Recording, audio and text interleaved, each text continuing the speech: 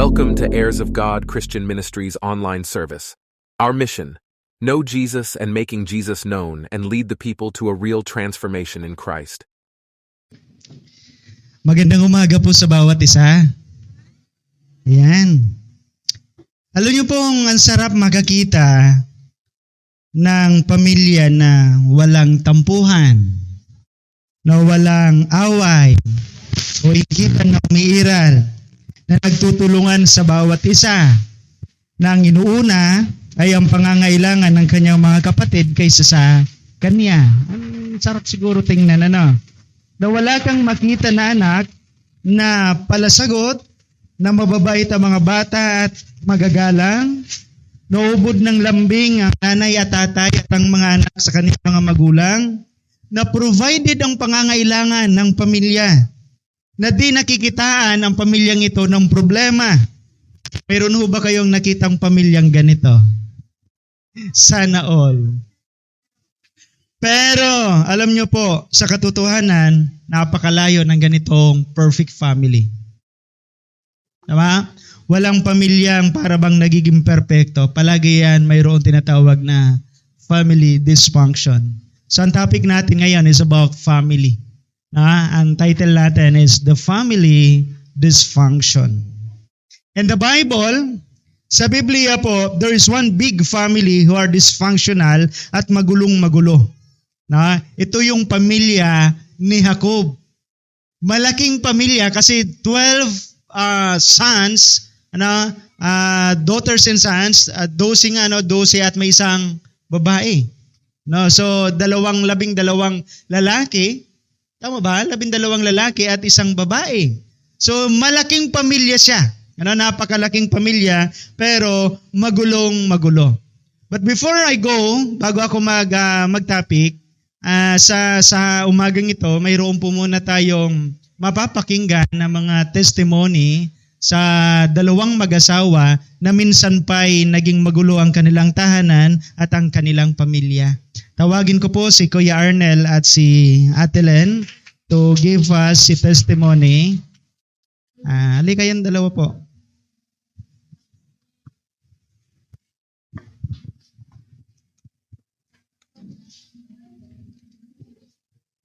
Magandang umaga mga kapatid. Ang buhay ko noon, mahirap at magulong pamilya. Aking ama, ang aking ina ay lasenggera at ang aking ama ay isang mangingisda. Marami kaming mga kapatid at natira sa amin 6 na lang. Dahil siguro ina mo, pirmi man lasing at hindi maalagaan ng kanyang mga anak. Dahil ako ang panganay, ako rin ang naging nanay sa bahay. Sa akin lahat yung mga gawain sa bahay, paglalaba, pagluluto, pag-aasikaso ng aking mga kapatid. Sa tuwing wala ang mga kapatid ko, ako lagi ang sinasaktan ng mama ko. Ako lagi ang binubugbog, patalikod, at pinapalood sa asin. Iyak nang iyak ako palagi kasi ang hirap naging isang kapatid na mag-aalaga ng ang hirap ng maging nanay na mag-aalaga ng mga kapatid.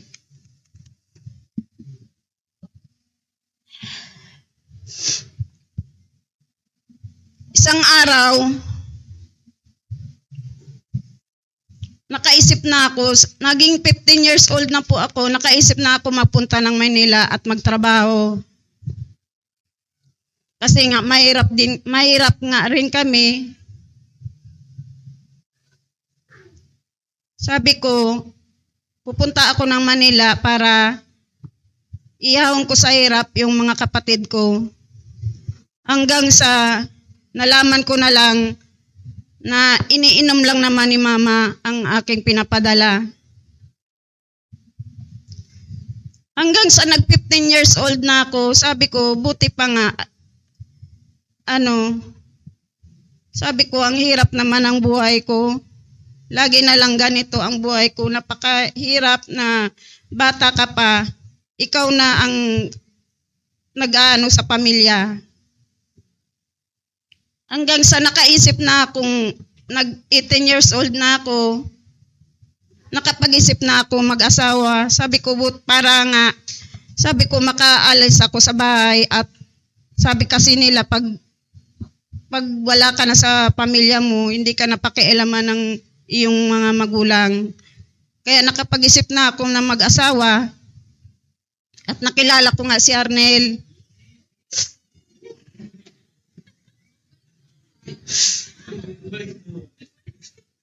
Yun, doon naman nagsimula ang aking kalbaryo.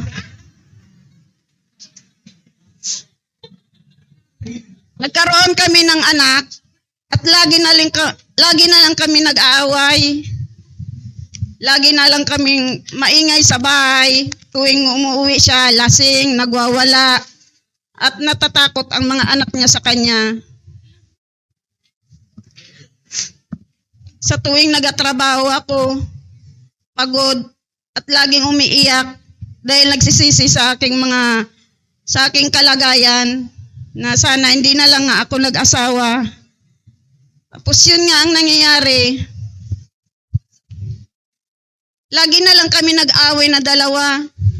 Wala nga kaming wala nang katapusan na away. Tapos nalaman ko na lang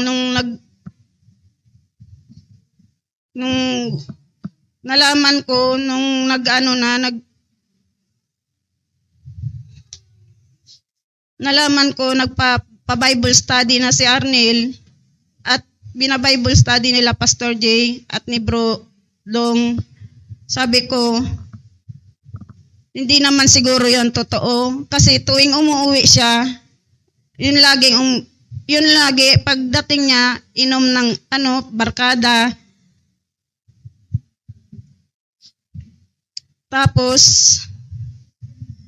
nung usap-usapan doon sa amin na nagbaba-Bible study na si Arnel at usap-usapan ng mga barkada niya at tinatawanan lang siya. Tapos nung isang araw, nalaman ko na rin na magba-Bible study din sa amin sa Tripor. Yun na pagka-Bible study po, doon ko na ang aking amang tagapagligtas. Pinatanggap po kami nila pastor ng October 10. Doon ko na ang aking tagapagligtas at makapangyarihan sa lahat. Tinanggap ko po ng buong buo. Tapos pumasok po ako sa bahay namin, sa kwarto. Sabi ko, Lord, nagpatira pa po ako. Sabi ko, Lord, inihingi ko po sa iyo na magbago ang buhay ng aming pamilya. At ang una kong inihingi sa iyo, Lord, baguhin mo ang puso ni Arnel at buong pagkatao. Hanggang sa unti-unti, nagbabago na ang buhay namin. Lagi na kaming nag-uusap at inuuna namin ang pagpe-pray para mawala yung mga problema namin. Pinag-uusapan namin. Iniipon niya yung mga anak niya, kami buong pamilya at lagi kami nagpe-pray. Kay Lord na lang po kami nagtitiwala hanggang sa ngayon.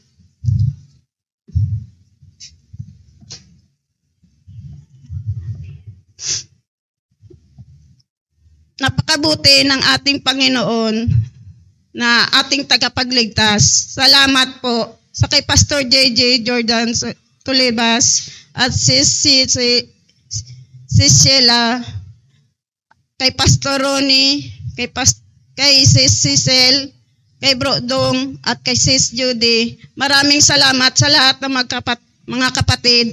Maraming salamat sa HGCM na bumubuo ng Heirs of God Christian Ministry. Napakabuti ng ating Panginoon. To all God, to glory. Hello. Magandang umaga mga kapatid sa pananampalataya. Ako man nagpapasalamat sa Panginoon, sa Amang Banal, sa Panginoong Hesus, sa Banal na Espiritu na pinagkalooban ako upang makapagtestimony ng aking buhay. Salamat sa Panginoong Hesus at binago niya ako. Banal na Espiritu, salamat po. Ito ang buhay ko dati nung wala pa ako sa pananampalataya, hindi pa ako tumanggap sa Panginoon. Ito ang buhay ko dati. Laman ako ng simbahan din, nung simbahan na nakagisna natin. Halos linggo-linggo nagsisimba ko. Tapos yung simbang gabi, talagang kwan yun, perfect yun dahil may mga kasabihan na pag perfect ka daw, matutupad yung wish mo. Pero wala naman nagbago sa buhay ko, ganun pa rin. Naging member din ako ng kwan sa Manila ng El Shaddai DWXI Prayer Partner sa Manila mula sa pangunguna ni Brother Mike Bilarde. Pero doon nagtagal ako doon sa kwan na yun, sa gawain sa El Shaddai. Ganun pa rin, wala pa rin nagbago sa akin, na ganun pa rin yung pamumuhay ko, talagang wala. Sa pagsimba naman, lalo pag Pasko, pirming kan, talagang, uyan yan, piga kompleto talaga naman, pero wala manggila yun nagkan, na bago, amo manggila yun, hanggang sa malulung ako sa pag-inom, pakikipagbarkada. Ang hindi ko makalimutan ay ang aking pagkalulong sa droga. Na dalawang beses halos ako muntik mamatay. Pinagpapasalamat ko yun sa Panginoon dahil pinagkalooban pa ako ng Panginoon na makakilala sa niya. Kung sa mga time na yato, nagadan ako, siguro, impirno ako. Pirming magulo ng buhay namon, lalo na sa pamilya. Pirmi kami nag-aaway ni Agom. Ararayo na sa akin sa mga buwetsan mga akas ko. Ang mga gamit namon, pagabot sa arong, para sa gabos, mauli kami, trouble ni Agom, nagkakaranya-kanya na kami. Magulo ng buhay hanggang sa nakaisip na naman ako, magpa-Manila na naman, dito na naman, bisyo na naman. Tapos, nagpasalamat ako sa Panginoon dahil minsan, piga kuwan sa diri ko, piga rewind ko sa diri ko nung hindi pa ako nakakilala. Nung mga time siguro na grabing mga inagyan ko sa Manila na mga, talagang minsan ang paborito kong tambayan sa Manila, ang mga squatter lugod. Pero pigisip-isip ko nga na, nagpasalamat ako sa Panginoon na hindi ako nagadan ng mga time na yato. Talagang grabing pagpasalamat ko sa Panginoon na nakakilala ako sa Niya. Tapos, January 1, 2020, nagtrabaho ako sa Bakakay. Nakasama ko sila Brodong, Pastor JJ, si Bro Marlon, at si Tito Paps. Doon ako nakaranas ng kung paano manalangin. Naranasan ko doon kung paano manalangin. Sabi ko, ganito pala yung panalangin ng mga Kristiyano. Nagtaka ako dahil hindi sila nag-sign cross. Tapos, nag-pray ako kay Lord na, Lord, gusto ko matuto man ako mag-pray para magamit ko di sa pag inasign ako mag-pray, makapag-pray man ako. Dahil, siyempre, yung mga kapatira natin na mga makukulit, masisingyaw man, sabi niya, ikan si Bro Arnel na nga ma-pray. Taawara man niya kami. Dito, nag-isip ako na, sabi ko, Lord, turuan mo ako, Lord, mag-pray para makapag-pray man ako kung maski din ako magadon, maging sa trabaho man. Salamat sa Panginoon na naging answer prayer ako dito na maski din akong lugar magadon, talagang nakapag-pray ako. Yun ang pinagpapasalamat ko sa Panginoon na sarong answer prayer na dahil ko malilingawan na kung saan man ako, sa mga trabaho, gabos na tao, pigtitipong ko, para makapag-pray lang kami. Pinagpapasalamat ko yan sa Panginoon. March 18, Wala na ko na pala na di tapos na. Na Bible lang. Doon nabago ako ng Panginoon at pinaunawa niya sa akin ang mga bagay na hindi ko naiintindihan. Nagpapasalamat ako sa Panginoong Hesus dahil tinawag niya ako kahit may edad na ako. Pinili niya pa rin ako. Siguro kung hindi ako na tawag ng Panginoon, hindi ko alam ngayon kung ano na ang buhay namin. Salamat sa Panginoon at binago ako ng Panginoon. Pagkatapos ko mabautismuhan, itinalaga ako ng Panginoon as a servant leader sa church sa Sorsogon. Napakalaking biyaya na ipinagkaloob sa akin ng Panginoon. Doon ko naisip-isip na hindi ako karapat-dapat maglingkod sa iya dahil makasalanan ako. Pero sa pag-read ko ng mga Bible, naisip ko na mga sinasabi ni Apostol Pablo. Doon ko naisip na napakalaki ng pag-ibig ng Panginoong Hesus sa akin. Salamat sa Panginoong Hesus. At marami pang itinanim ang Panginoong Hesus na mga salita niya sa aking puso at isipan. Nagpapasalamat ako sa Panginoon. Ang lahat ng papuri ay sa Panginoong Hesus lamang. Amen. Praise God! Alam niyo po, walang imposible sa Panginoon kapag ang Diyos ang nagbago at tumawag. Just to give some mga testimony ni Kuya Arnel, si Kuya Arnel ay kilalang parabuyong sa Susursugon. Maring sabi nga ni dakulon siyang nakaiwal. Ano nga po kay ni Gwa siyang pati nga ni siguro panununtok, pabubugbog na talagang nagibon niya. Pero sabi nga ni kapag ang sarong tawo inabot kan Diyos, Buda, mamidbidan niya ang Diyos sa iyang buhay, 100% ang pagbabago na itatao sa iya. Mailing taman ang buhay niya sa indang pamilya ngunyan na they are been nagpursuing na maging godly ang sa indang family. Though they are not perfect, but they're been patuloy na nagpapagamit sa Panginoon at salamat sa kanilang testimony na nagiging encouragement sa atin. Palakpakan natin ang Panginoon sa kanilang buhay. Family dysfunction. Maaring minsan sa ating pamilya, nagkakaroon tayo ng ganyan, pero pag-aralan natin sa buhay natin at sa buhay ni Jacob, kung paano nila napapaglabanan o kung paanong aral ang ating matututunan sa kanilang pamilya. Now, tingnan muna natin ang family ni Jacob. Ang family ni Jacob yan. Mayroon siyang 4 na asawa. Una si Leah, then si Zalpha, yung kanyang servant, and si Raquel na kanyang mahal na mahal, at ang kanyang servant na yung the Raquel servant, si Bilhah. Sa kay Leah, ang naging anak ni Leah ay si Reuben, si Simeon, si Levi, si Judah, Issachar, and Zebulun. At kay Zalpha naman, si Gad tapos si Aser. Kay Raquel ay si Joseph at si Benjamin. At kay Bilhah naman si Dan at si Neptali. Ang pinakabunso dyan ay si Benjamin. At ang pinakapaboritong anak sa lahat-lahat ay walang iba kundi si Joseph. Na dyan natin makikita na malaking pamilya, subalit hindi maayos ang buhay pamilya. Malaking pamilya, subalit hindi maayos ang kanilang buhay pamilya.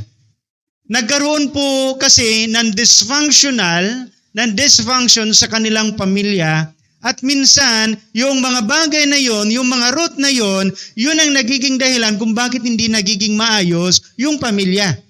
At ito din ang kailangan nating i-avoid. Ito din ang kailangan natin na hindi dapat gawin upang ang ating pamilya hindi maging katulad ng pamilya ni Jacob. Na pamilya ni Jacob. Now, ang tanong sa atin ngayon is how to protect our family from dysfunction. Paano ba natin mapoprotektahan? Paano ba natin maiingatan ang ating pamilya para magkaroon ng problema? Unang-una, na nakita natin doon sa buhay ni Jacob at sa kanilang pamilya, ang kailangan nating gawin is should avoid the parental favoritism. Avoid parental favoritism. Now, samahan niyo ako sa pagbabasa. Basahin natin, balikan natin ang ating verses. Sabi diyan sa verse 1, Si Jacob ay nanatili sa Kanaan, sa lupaing tinirhan ng kaniyang ama. Ito ang kasaysayan ng sambahayan ni Jacob. Nang si Jose ay 17 taon na, nag-aalaga siya ng kawan kasama ng kanyang mga kapatid sa ama, ang mga anak ni Bilha at Salpa na mga asawang lingkod ng kanyang ama. Alam niya ang masasamang gawain ng kanyang mga kapatid, kaya't ang mga ito isinumbong niya sa kanilang ama. Mas mahal na Israel si Jose, that Israel is Jacob, mas mahal ni Israel si Jose kaysa ibang mga anak sapagkat matanda na siya nang ito'y isinilang, iginawa niya ito ng damit na mahaba at may manggas. Nang mahalata ng mga kapatid ni Jose na mas mahal siya ng kanilang ama, kinamuhian siya ng mga ito at ayaw siyang pakisamahang mabuti. Now, the major flaws sa pamilya ni Jacob ay ang favoritism. Bakit ko po nasabing ito ang pinaka-major flaws, yung pinaka-weaknesses nila? Abay, common sa kanilang pamilya na mayroong favoritism kasi kahit yung kanyang magulang, nakita niya kung paano nagkaroon ng favoritism. He came from the background where favoritism was common and he practiced it with his own family. Kaya sabi ko nga, kung ano ang nakikita sa pamilya, kung ano ang nakikita sa magulang, maaring dalhin ng mga anak. Anong maaring dalhin ng mga anak? Tingnan natin.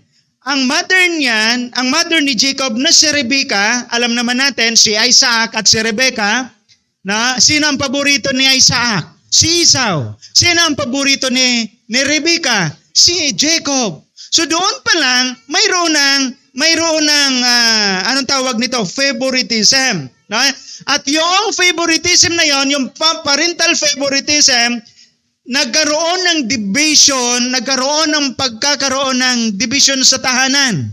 Si Raquel, ang kanyang pinapaboran, ay si Rebecca, ang kanyang pinapaboran, ay si Jacob, tama?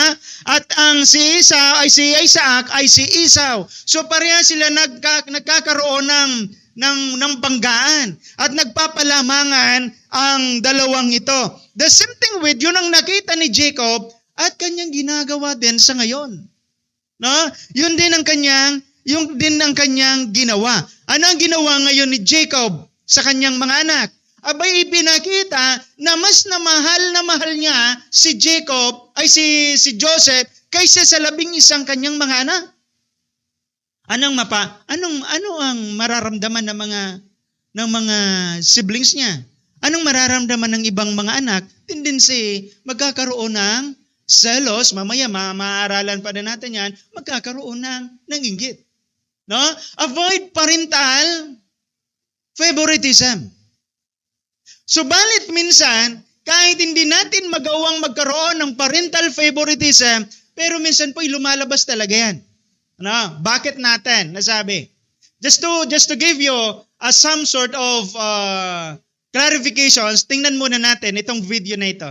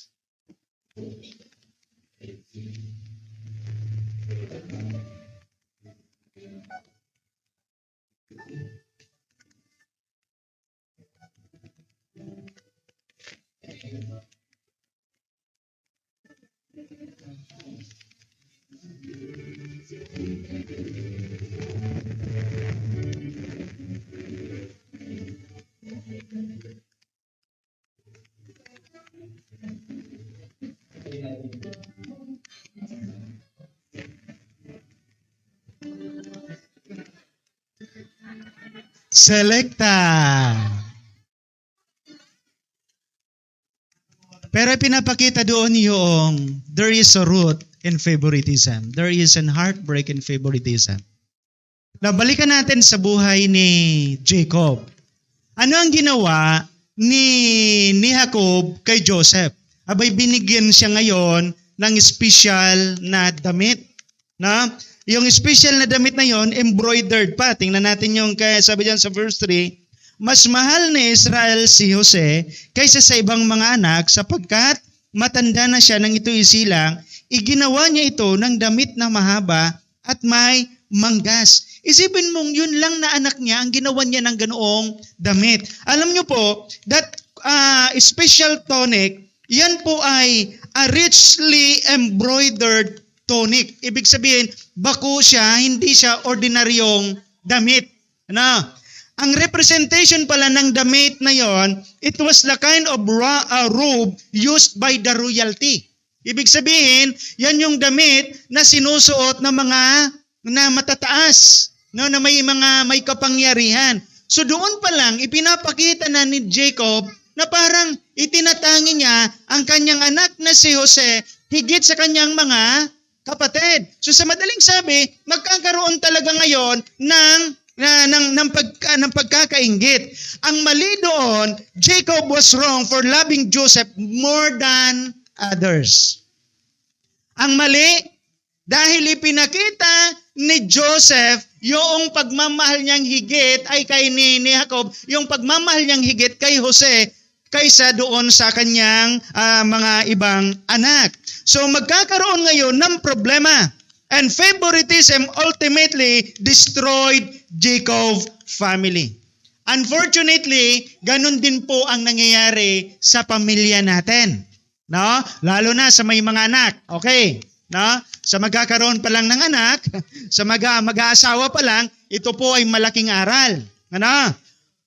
Parents favor one child over the other.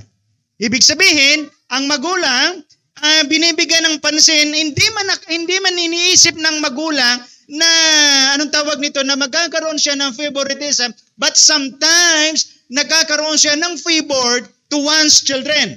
Na nagkakaroon siya. Paano po nasasabi? And they say ito ang sasabihin, bakit ba hindi ka pwedeng maging katulad ni ate Pong na matalino? O bakit ba hindi ka maging katulad ni ate mo na responsable? O bakit hindi ka maging katulad ni kuya mo na ganito? In that word, pinapakita na natin na may favoritism na tayo. Yun pala yun. Pero hindi natin nakalain in that some way na pwede na parang bang gusto natin silang ma-encourage, pero sa kaisipan pala ng bata, iba na po yung kanyang nasa puso. No, iba na yung nasa kanyang puso. Now, favoritism in the family always lead to heartbreak and destructive. Tama? Tingnan nyo yung kanyang, yung batang panganay. Nasa kaisipan niya, palagi na lang na, anong tawag nito? Palagi na lang na yung bunsong anak ang pinapansin at hindi na napapansin siya.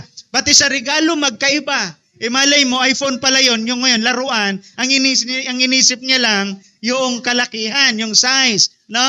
Pero, alam nyo po sa amin, nung maliliit pa itong dalawa naming anak, itong si Ron saka si Mac, para hindi nila ma-feel na mayroong favoritism, pag bumili kami ng damit, parehas ang kulay. No? Pag bumili kami ng laruan, halimbawa isa, kutsi-kutsi, 3 kay Mac, kung isa kay Mac, tig-isa sila. Ibig sabihin, pinaparehas namin para hindi sila makapag-isip na ang tawag nito, na may favoritism. The same thing with, kaya lang, siyempre makikita natin that sometimes their hobby and their activities are different. Minsan nagkakaroon ng problema sa ganyan. Susuportahan mo ng ganito, tapos hindi mo masuportahan ng ganito, something hindi mo na napapansin ng ganyan, napapansin mo ng ganito. Nagkakaroon pala yan ng mind sa kanila na nagiging favoritism yung iba. No? Maging maingat po tayo. Avoid parental favoritism. There is always competition to one another kapag ipinapakita natin na mayroon tayong paborito. Paano, pastor, pag isa lang ang anak natin o anak namin? Abay, pinagpala yung batang yon. Pero minsan, ang nagkakaroon ng banggaan, ang nanay at ang tatay. Tama? Kahit isang anak lang, nagbabanggaan yung nanay at tatay. Abay, nagpapalamangan yung nanay at tatay doon sa anak. Do I right? So nagkakaroon ngayon ng competition ang nanay at ang tatay. Masabi, natang nga ninita, permi ka na sana kay mama mo. O sa kuya ngayon, dahil ka nag-iiba. Diba? Naging maingat kayo, mga kapatid, sa ganoong aspeto. No? Minsan, tinuturuan natin ang bata na magkaroon ng pagkakampi sa kanyang ina at hindi nagkakaroon ng tamang pagyakap sa tatay. Or minsan naman, yung tatay ang nagiging nabibigyan ng pabor ng bata at hindi na sa nanay. Dapat parehas nagpapakita ng pagmamahal yung nanay at tatay. Hindi dapat nagkokompetensya sa anak. Hindi dapat nagkakaroon ng kompetensya. Favoritism has a negative effect on the rest of the children. Kaya makita nyo, doon pa lang, dito pa lang sa senaryo ng verse 1 to 4, may pagkakaiba na. Yung mga anak ni Belha at ni Selpa, sila yung nagsasama-sama. Siguro yung anak ni Leah, sila naman na nagsasama. Yung anak ni Raquel, sila naman na magkakasama. Yun ang mahirap pag malaking pamilya. Sabi ni Brother Johnny, dapat pala niya sinabay digdi si Brother Jumidi sa pagtestimony na medyo para at least may related. Related daw.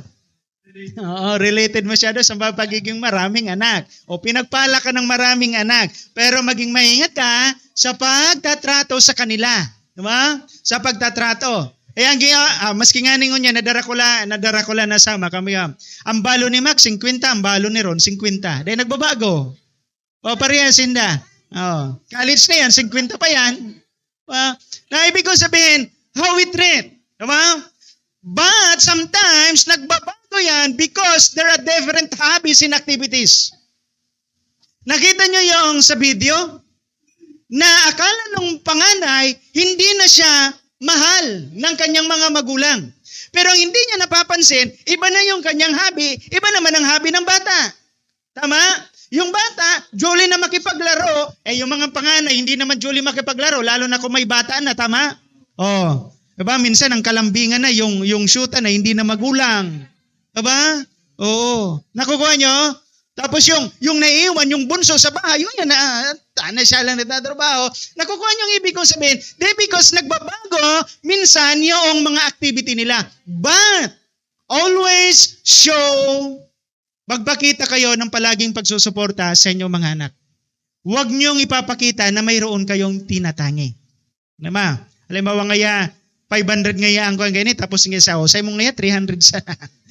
Tapos ngaya, 500 sa mo. Yan. Nagkakaroon ng pagtatangi yan. No? Nagkakaroon yan ng pagtatangi.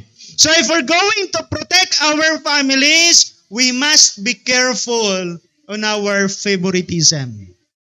Mas maganda mawala yan sa ating pamilya. No? Mas maganda mawala yan sa ating pamilya. Because favoritism, this only lead to jealousy, discouragement, and conflict. Nagkakaroon ngayon ng conflict, nagkakaroon ngayon ng jealousy. So pangalawang aral natin na dapat mawala, don't let jealousy and envy exist in your family. Dahil nga sa may inggit, ano nangyayari? Abay, lahat ng gawin mo na magulang, lahat yan, iisipin niya, mayroong mali. Diba? Palaging tinitingnan, nata sa kuya ngaya, binakal mo sa ngaya chocolate, tapos ay ngaya, ma'am, dakulaon na chocolate. Nata ngaya, binakalan mo ngaya si siya kay iPhone sa kuya ngaya, Android sana. Palagi yan. Diba? Palagi yan mayroong, anong tawag niyan? Mayroong mga kadahilanan. So don't let jealousy and envy exist in your family. Tingnan natin sa verse 4. Nang mahalata ng mga kapatid ni Jose na mas mahal siya ng kanilang ama, anong nangyari? Kinamuhian siya ng mga ito at ayaw siyang pakisamahang mabuti. Nakakuha nyo? Dahil nga may root. Dahil nga may lalim. So jealousy can present as a different behaviors from different people. You must not even recognize at the first place. Pero makikita natin kung mayroon ng jealousy at mayroon ng inggitan sa loob ng tahanan. Tingnan natin po yung mga common signs. Pakilagay ko yaron, yung mga common signs of jealousy includes the following. Sa loob ng pamilya yan ha. They don't congratulate you when everyone else does. Kapag ang isang bata o isang anak o sa loob ng pamilya mayroon ng inggitan, ang permi niya, day man nga ni, permi man nga ni yan mali, permi man nga yan. Ang perming pigpaparataram, kang may sinagsisilos na o mayroon ng inggit, ang perming pigpaparataram kaya sumali kan sa iyang tugang. Sumali kan sa iyang tugang. Dahil na na-appreciate, so pigigibukan sa iyang tugang. Nakukuha nyo? Or the family member jumps at the chance to point out your flaws and mistake. Yun na nga, yung palaging kamalian, makanuson man nga ni ngayaan. Diba? Baraliktad man nga ni ngayang ngipon kaan. Gabos ng kamalian, pigtatarang. Diba? So this person keeps raising their expectations of you. Diba? Sige daw, baluon ta daw. Kung magayunon man magluwas, mas magawin pa nga ngaya ako dyan. O mas gwapo pa nga ako dyan. Nakukuha nyo, mayroon ng tinatawag na competition. And they criticize you often. Palagi yan na kinikriticize ka na ng iyon. Then also, sabi dyan, next. Wala, naputol. The family member often comments about how easy your life is. Iyo man talagang trabaho ka yan, pero may manaro ka yan. This person copies everything you do. So ang ginagawa niya, para mapansin din siya ng magulang, gigibuhon niyo man sa bigigibukan sa iyang tugang. Pretending to bilang isang taong hindi na siya. Or did I'm happy when something doesn't go your way. Ugmahon siya pag nagkamali. Ngaya. Bako nagkamali ka? Bako ngaya? Bako nabagsak ka? May resi pa sa imo. The same thing with, yun ang mga pigigibo ko, may mga jealousy na or the common signs of jealousy. Your advice given with good intentions makes them angry. Sa madaling sabi, nag-advise ka na, dahil yan mamatiod. Dahil nga mayroon ng jealousy. Alam mo man nangyari sa mga akin ni Jacob, di ba? Nagkaroon na ng galit. Nagkaroon na ng inggit dahil sa ipinakita ng tatay. Dahil sa ipinakita ng magulang. Don't let jealousy and envy exist in your family. Anong jealousy? Pagsisilos. Anong envy? Pagkainggit. Magkasama yan palagi. Magkasama yan palagi. Both are destructive feelings na nagkakaroon ng problema lalong-lalo na sa loob ng pamilya. Nagiging destructive po yan. Parents favors one's child over the other. This causes insecurity and jealousy. Kaya maging maingat po kayo. Kaya makita natin, tingnan natin, kahit hindi sa pamilya, kapag yan ay naranasan na mayroong pagkakaingit, tingnan niyo ang gagawin niya. Sabi sa Ecclesiastes, tingnan natin sa Ecclesiastes. And I saw that all toil and all achievement spring from one person's envy of another. Na kapag ang isang tao ay makaranas ng pagkainggit, nako, kukopyahon gabos, naigwa ka. Pati na siguro ang paglipstick ka, arugo na sana. Pati na siguro kung may nunal ka digdi, manunal man siya digdi. Totoo yun. Kasi sabi dyan, and I saw that all toil and all achievements spring from one person's envy of another. Ibig sabihin, parang nagkakaroon siya ng inggit sa kapwa. Ha? Para mawala yan, lagi mong tatandaan that you are a unique person. Oo. Tama, Faith, ano? Oo. Matangos man ang inyong ilong, maganda naman ako sa paningin ng iba. Oo. Diba? Ganun yun. Ibig sabihin, hindi tayo magkakapare-pareho. Tama? Pero mahalin mo yung sarili mo at mahalin mo kung ano mayroon ka. Tama ba, Koshe? Oo. Diba? Meaning, sa madaling sabi, para mawala ang pagsisilos at pagkainggit, magkaroon ka ng contentment sa kung ano mayroon ka. Magkaroon ka ng contentment sa kung ano mayroon ka. Ano man kung magkaroon ng iPhone Pro Max ang kabarkada mo. Diba? Oo. Ano man kung Vivo sana, magayon naman ang filter. Diba? Nakukuha nyo? Once that you appreciate na mayroon kayo ngayon at hindi kayo tumitingin sa mayroon ng iba, magiging kontentado kayo. Tama? Magiging kontentado kayo. So, lalo sa pamilya. Diba? Kapag hindi pinairal ang jealousy, kapag hindi pinairal ang inggit, nako, kaya nagkakaroon ng problema ngayon ang mga pamilya dahil sa inggitan. Tama? Nakuha niyo sa pamilya? Paalang kawan ki Ere. Diba? Nagpagibo si Tugang ki Arong, second floor. Mapa third floor man siya. O papalang kawan man. Oo. Nagbakal ki TV na 50 inches. Sa iya, 100. Papadago talagang. Nagbakal ki bike. Diba? Binakalan so aki ki bike. Nailing kang Tugang. Binakalan ki motorbike so aki. Ki bike. Aram nindo. Kaya dumin ako. So aram nindo so kampanahon na nauso sa telebisyon. Nagkaigo ki telebisyon. Surunuda. Para lang kawan pati yan. Ilingon nindo. Pag may kataning ka mong inggitero, ba? Totoo, pag may kataning kang inggitero, buda may kapitbahay kang inggitero, naumon mo, bumakal ka ta, sigurado, igwayan. Oo. Maski siguro sigid, binakal mo sigid, sa inda, magayuno na sigid, so, didesign na sigid. Ba? Gusto lang ninda maging malamang. Tama? Gusto lang ninda maging malamang. Alam niyo po, nakakalungkot ang ganyan. Pero minsan, umiiral yan sa pamilya. Totoo. Diba? Kahit sa pamilya, sa magturugang, di ba, nagkakaroon ng problema yan. Kaya iwasan na magkaroon ng pagkainggit at pagsiselos. Na? Iwasan na magkaroon ng pag-iinggit at pagsisilos sapagkat yan ay destructive. Hindi magandang karakter sa isang tao. Pangatlo, na nakikita natin dito, we must use wise words always. Bakit ba nagkaroon ng pagkainggit itong mga kapatid ni Joseph? Kasi ito ngayon ang nangyari. No, nanaginip si Jose. Tingnan nyo ang panaginip niya. Nanaginip si Joseph. Verse 5. Minsan, nanaginip si Jose at lalong namuhi ang mga kapatid niya nang ito'y ikwento niya sa kanila. Sabi ni Jose, napanaginipan ko na tayo ay nasa bukid at nagbibigkis ng trigo. Tumayo ang aking bigkis at yumukod sa paligid nito ang inyong mga binikis. Sabi sa verse 8, ano? Ang ibig mo bang sabihin, maghahari ka sa amin? Tanong nila. At lalo silang nagalit kay Joseph. Nanaginip muli si Jose. O nanaginip siya.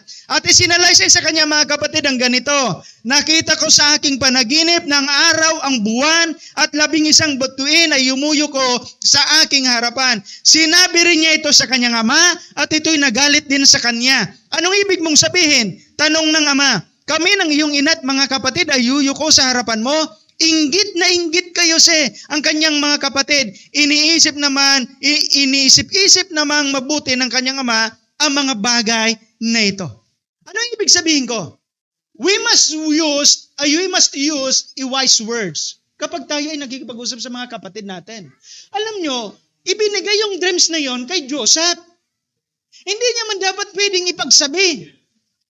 Tama? Hindi niya pwedeng ipagsabi. Lalo na sa kanyang kapatid, hindi niya pwedeng ipagsabi because that is the future prophecy. Hindi yung pwedeng mangyari sa panahon nila. Kaya lang sinabi niya sa kanyang mga kapatid, siyempre malaman mo, yung mga bigkis nyo, magluluhod sa akin. Yung mga bitoy, luluhod sa akin. Ano mangyayari? Abay, maingit palip ng iningayaw. Talagang ano nga po ganyan, palangkawon. Nakukuha yung ibig kong sabihin. Minsan, maging maingat tayo sa mga, lalo na sa magturugang bagadi. Minsan, parulang kawon man. Bata nga na baga, pamilya, sabi ko nga na, sa AGR baga, pag panganay ka, puros bago, tama? Oo, puros nagagamit bago. Pag panduwa ka, pag sikunhan ka na sana. Tama? So mga inurbaan, so mga piniriutan kang panganay, iyon susulogon mo. So pangtulo, mas lalo na. Mga punit-punit na ito. Kung baka sa punit-punit, sa ukay-ukay ka na sana. Kaya nga ni patigata, sumatua, naka-is 26. So panduwa, so pantulo, kuya na sana. Nido. Kung baka nido, Bear Brand. Verse 3. si Mac ngani, si Ron, nakanamit yung kima si Siram. Si Mac, nakanamit si Mac Am. Pero naglangkaw lugod si Mac. Si Ron lugod na kompleto, vitamins, igwa pa ang pampalangkaw. Ano itong pampalangkaw? Chirifer. Luminang, nasobrahan gayon. Luminawan. Next one. Expired sa nabakal na chirifer. Tama nyo? Lalo na pag ang bunso. Pero pag bunso na, abay, nagbabago. Puros yan bago. Buda, sa tuya baga, sa Pilipinas, kapag bunso, iyulugod ang dakol na inheritance. Sa Biblia, ang panganay may dakol na inheritance, double portion. Sa tuya, sa bunso sa iya nga rong. Pati sukutsi, sa iya pa. Pambira. Di ba nakukuha nyo? Ayos sa mga bunso. So panganay, luging-lugi. Iyon na siya nagtrabaho, iyon na siya nagsakripisyo, iyon pa siya dahil nakatapos dahil pinakirelasi sa mga kaya. But that's words, we must use wise words. Sa madaling sabi, kapag mali ang ating mga sinasabi, magkakaroon yan minsan ng jealousy. Lalo na kung soaki, medyo makuyan sa magurang, mataram soaki, sige na naman agad-agad mo, kita nga na nagtitirios na. Nakukuha nyo, nagkakaroon yan. Pero sa loob-loob niya, ako nga ni ngayon, di ako natatawan ni mama. Tama? Na yun. Yun ang kailangan nating mapag-aralan. We must use. Kung tutusin, hindi siya pwedeng magsabi si Joseph. No? Dapat sinikreto niya na lang na itaram sa iyang papa, sa kanyang tatay. Sinabihan niya ngayong kanyang tatay, nagalit din. Diba? Pero yun ay future events. Kaya lang, dahil may galit ang kanyang mga kapatid, abay lalong nag-trigger yung galit. No? Lalong nag-trigger yung galit. So we must use our words wisely, especially with our family. Marriages and families can be destroyed by the words we use. Nagkakaroon ng problema sa pamilya dahil sa mga salitang ginagamit natin. Words that may be true but fail to consider others' maturity level of their feelings. Maring nakapagtaram ka, una mo yung tinaraman mo, maintindihan ka, dahil ka pala naintindihan. Mali sa pagkaunawa. Nagkaroon ng problema. Diba? Children often grow with great insecurities because of evil words spoken by them, by their parents. Minsan yung mga babae, sabi dito, some wives fell worthless in their marriage because of the words of their husband. Isabihan ka nga gong, dahi ka ngayang ko yan, dahi kang kaurag eh. Diba? Gabos na sa nangayang luto mo, dahi ko na lalasa. Para uton. Diba? Anong naanapaglaba mo? Diba? Halos gabos na sana. Dahi na-appreciate. So nagiging worthless yung babae. The same tidwin man sa mga lalaki. So babae, many husbands don't want to go home at night because of the nagging of their wives. Diba? So sigang katataram, malog ka pa siya na sa pintuan, yaon na surat sa ada kang, ano na, alas 7 na, alas 1, hindi ka ba na. Anong oras na maguli ka? Siguro nagduman ka na naman sa padua mo, pantulo. Kung sayin-sayin na nagduduman, tandaan, nagkakaroon ng problema dahil sa mga pananalitang hindi natin nagagamit ng maayos. So we must use a wise words. Tama? Kung tutusin, wala na sanang problema. Makukontain na sana yung problem ni Joseph. Kaya lang, pinagsabi niya pa yung dreams niya. Siguro sobrang ka-excitedan niya na itong dreams niya, wala man siyang intentions, pero maling-mali nga yung kanyang ginawa. Tama? So we must use a wise words. Ang pangapat, ito ang kailangan natin na gawin. We must guard our emotions always. No? Kuya Ron, pagkilagay. We must guard our emotions always. Ano nangyari? Dahil may galit, may favoritism, mayroon ng pagkaingit, mayroon ng selos na nangyayari, nagkaroon sila ngayon ng maling balak. Nagkaroon ng pagkakataon. Sinugo mo niyan si Joseph kang sayan tatay. Dumanon mo ngayon sa mga tugang mo, sa bulod. Hanapon mo kung ano na, kumusta na sinda. Kang nangadang-adang na si Joseph, uyan nga yaso kuyan. So, the dreamer. Uyan nga yaso, ang bugunon nga yaso, paboritohon. So, sip-sip, gabos na, yaon na saya. Ano daw kaya kung ipabakal, gadanon ta ngayon eh. Nagkaroon sa kanilang kaisipan, ano? Sabi ka mga, pabakal ta na sana. Pinabakal ninda. Aram nindo na kapag mayroon ng selos, mayroon ng inggit, minsan nangyayari, ginagawa na natin sa ating actions. Nakukuha niyo ang ibig kong sabihin? Nagkakaroon na ng actions. The negative emotions intensify. Nagkakaroon na ngayon ng maling trato. Nakita niyo yung video, hindi ba? Para humihingi sa kanya yung kanyang kapatid ng kanin, hindi niya na binibigyan ng kanin. Bakit? May galit na. Tingnan niyo, pag may galit sa iyo ang kapatid mo, day ka intindihon. Diba?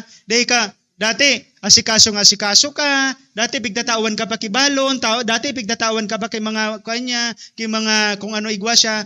Kang nagkaigwa na kidagit sa imo, ni miss kising ko, dahi ka natatawan. Dahi ka na pati appreciate. Tama? Nagkaroon na kasi ng maling kaisipan.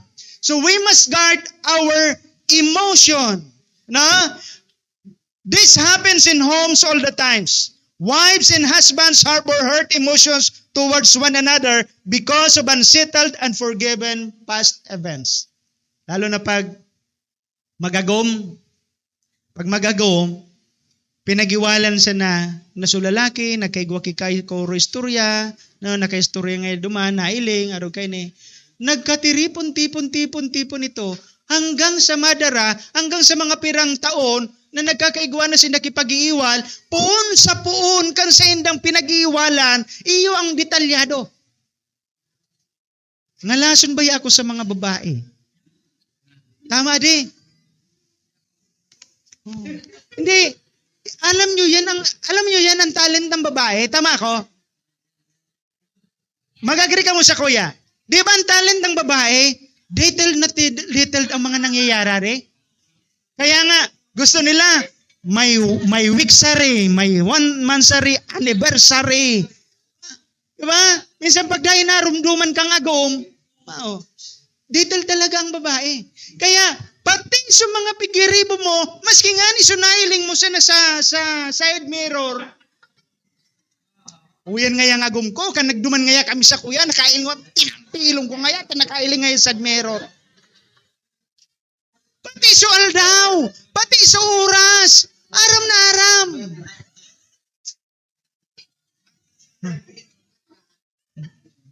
Para iling palang bakla. Totoo yun.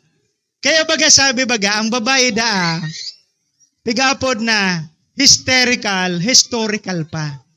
Oo. Pag nadagit sa babae, puon sa puon from Genesis to Revelation. Ang detalye kay yan. Diba? Pero we must guard our emotions. Dahil nga, kapag hindi na-guard ang ating emotions, may outcome sa action natin. Tama? Tingnan nyo ang ginawa nila. Instead na kalingain yung kapatid, anong ginawa? Abay, ibininta yung kanilang kapatid. Isipin mong ibinta mo yung kapatid? Or isipin mo na patayin nyo yung kapatid nyo dahil lang sa paborito ng tatay? Pwede naman actually pag-usapan. Or pwede naman pag-usapan tayo. Parang mali ang iyong pagtatrato sa amin. Bakit ngayon si Joseph ganito, ganyan? Tama? Pero alam nyo, dinaan nila sa kanilang galit, sa kanilang inggit, sa kanilang pagsisilos. Anong ginawa nila? Ibininta nila yung kapatid. Diba? Ipinalabas pa na namatay na. Isipin yung ipalabas nyo sa tatay no, na namatay yung inyong kapatid. Sisay makakagibong araw ka yan dahil may dagit. Diba? O minsan nga ni, araw kayo minsan, araw kayo ni. Diba? Sa magturugang, sa magtugang. Ang gigibuhan na sala, siya so nagibo, isasala sa tugang. Nakukuha nindo ang ibig kong sabihin. Pigigibo. Ibig sabihin, pigkukuhaan ki. Ano nga po gani? Pigigibuhan na magkaigwa talaga kipagkakamali ang tawong ito. Para lang mailing niya na ma-appreciate din siya. No? We must guard our emotions. Santiago chapter 1, chapter 3, verse 14 to 16. Tingnan sabi diyan. Ngunit kung ang nagahari sa inyong puso ay inggit at makasariling hangarin, huwag ninyo iyan ipagmalaki at huwag ninyong ikaila ang katotohanan. Next. Ang ganyang karunungan ay hindi galing sa Diyos, kundi makasalibutan, makalaman at mula sa dyablo. Sunod. Sapagkat saan man nagahari ang inggit at makasariling hangarin, nagahari din doon ng kaguluhan at lahat ng uri ng masasamang gawa. Kaya dapat maiwasan sa pamilya para hindi magkaroon ng family dysfunctions. Ingatan, guard. Alam niyo, sabi ko nga, family is always a family. Right? Family is always a family. Kahit anong mangyari, pamilya mo yan.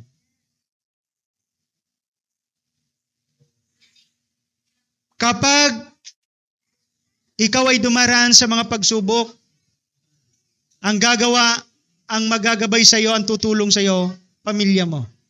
Nakuha nyo? So family is family.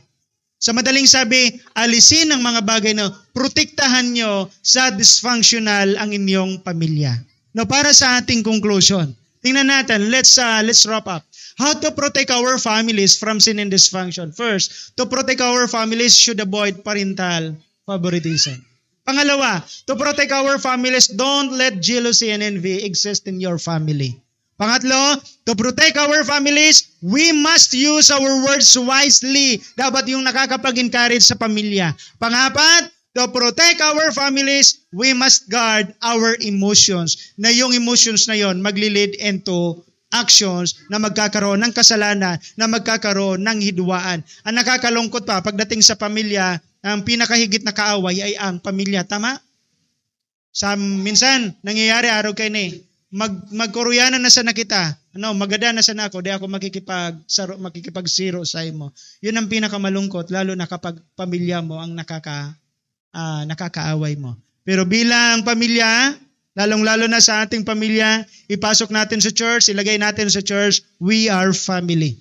And don't let your character magkaroon ng dysfunction sa loob ng pamilya ng iglesia. Amen po ba? And also sa inyong pamilya, in your physical family, don't let your character, don't let your emotions should be ang maging kaparaanan para masira ang inyong pamilya. Tandaan, kasama kayo sa pamilyang yan. Pag nasira ang pamilyang yan, sira ka din. Kapag nasira ang pangalan ng pamilya nyo, sira ka din. Sa madaling sabi, proteksyonan nyo ang inyong pamilya. Proteksyonan nyo ang church. God bless po sa bawat isa. Thank you for attending our online service. If you need counseling or have questions, contact us at our contact number 093013099768 or at our Facebook page, Heirs of God. or visit us on site here at Purok Tres, Barangay 49, Biga, Legazpi City. Until next week here at HGCM Online Service, please like, share, and follow for updates.